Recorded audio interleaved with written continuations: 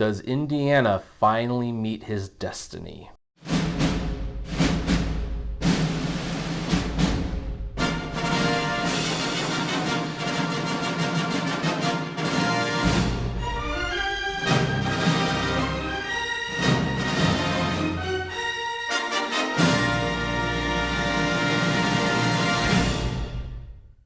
Hey everyone, this is Kevin T. Rodriguez, film critic of iCritic.net. Let's talk a little bit about Indiana Jones and the Dial of Destiny. Now, this is a project that was met with a lot of skepticism going in, primarily because this is the first Indiana Jones movie that is not being produced by Paramount, but it's being produced by Disney.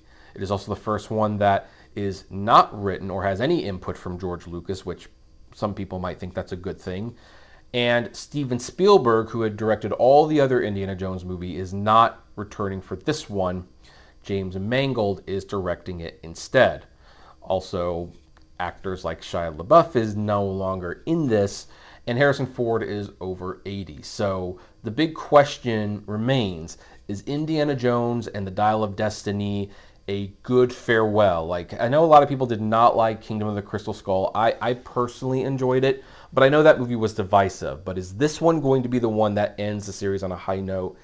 And in my opinion, the answer is no. I think it is an entertaining film. I think it's a good film, but I don't think it's a great film. It does not come close to capturing the magic of the first three movies. There was just something about those movies that I don't think you can ever truly recreate.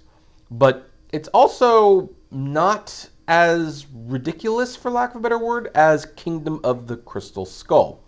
Now, the movie actually returns Indiana Jones to some of the things that made the original movies popular. Nazis are back as the villains, as they are looking for a device called the Dial of Destiny. And Indiana Jones found half of one of this dial years ago. It was created by a famous astrologer whose name I forgot, but here it is. We all know him. I'm just blanking on the name right now. And basically, this device, if put together, may have been the secret to traveling through time. And as a result, some Nazis who basically survived World War II want to use it for reasons that will become clear later on. Now, Indiana Jones doesn't actually set off on this adventure. He is met by, or I should say his daughter-in-law, not daughter-in-law, his goddaughter, that's what it is. She shows up in his life and asks about the Dial of Destiny, and through various circumstances, the two of them end up going on this adventure to try to find the Dial of Destiny before the bad guys do. And really, that's the story. It doesn't need to be more complicated than that. It's just Indiana Jones going out on an adventure, trying to stop the bad guys. So, it's already more simple than the Kingdom of the Crystal Skull. It even has at the very beginning a supposed religious artifact, which makes you think that we're going to get into another Christ adventure, but it doesn't quite go that way. In fact, the beginning of the movie is probably the best. There's like a 20 to 30 minute opening sequence where it's during World War II, and they use the digital de-aging effect to digitally de-age Harrison Ford to where he looks exactly like he did in the first three movies. And I have to say, this effect is getting almost eerily good. Like, when I first saw it in Tron Legacy, it's like, well, it's okay, but it's not great. They definitely did it better in The Irishman, but now it's actually looking like it is truly Indiana Jones. That's Harrison Ford. That's what he looked like when he was 35, and it's an amazing effect. And so for the first 20 minutes or so, it felt like, oh my gosh, this is going to be a true Indiana Jones movie. Now, once we get later into the movie and Indiana Jones is older, obviously he's not going to be doing the same stunts that he did when he's younger. He's not going to be jumping across trains the way he did.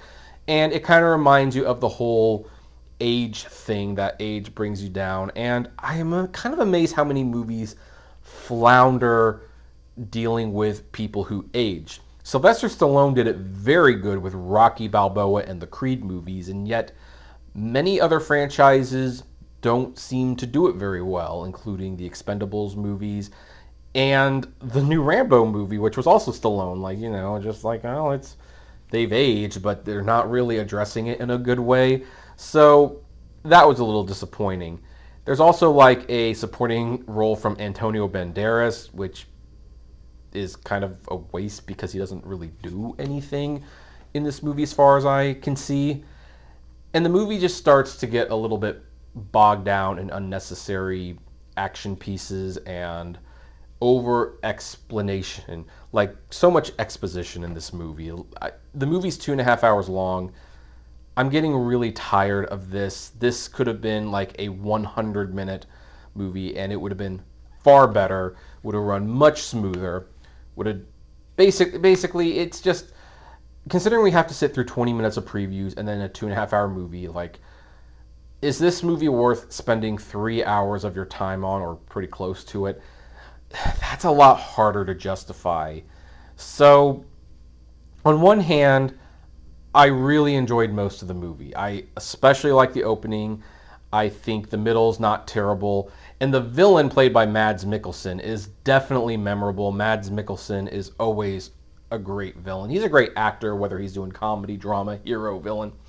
He's just great all around. And yet I found myself kind of losing my patience near the end of the movie because it was just going on too long. And what's also kind of disappointing is after the initial opening sequence, it kind of is revealed that Indiana Jones' son, Mutt, died, and as a result, he's separated from his wife.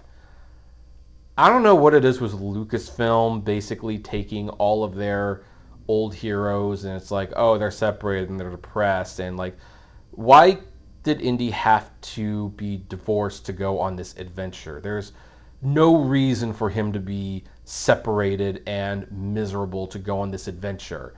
If his goddaughter showed up and got caught up in this scheme without him being divorced, I can guarantee you the movie would not have changed much, except maybe his wife would have joined him and helped him. I don't know, but it's just like, why is this a thing still? Like, why can't people just ever be happy in these movies? It makes me wonder what the thought process is. Are writers really so unoriginal that it's like, oh, we don't know what to do with the character once they're married. We don't know how to get them on an adventure. Just think of something up. It's like married couples go on vacation all the time. Why can't married explorers go exploring together? It doesn't make any sense why they keep returning to this trope. Now, all of that being said, what is my ultimate grade for this movie? Well, it may surprise you just a little bit. I am giving Indiana Jones and the Dial of Destiny 3.5 stars because what works in the movie really, really works, and it's good for more than half the film. I do think by the end it drags a little bit, but that said, for the first hour and a half or so, I was really entertained, and had they found a way to just shorten it, I think this would have been a 4-star movie because the ingredients are there. They're doing something right. They just get lost in their own hubris and over-explaining things that don't need to be explained.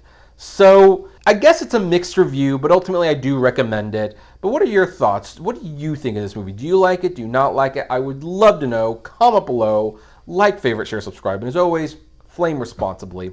Have a good one.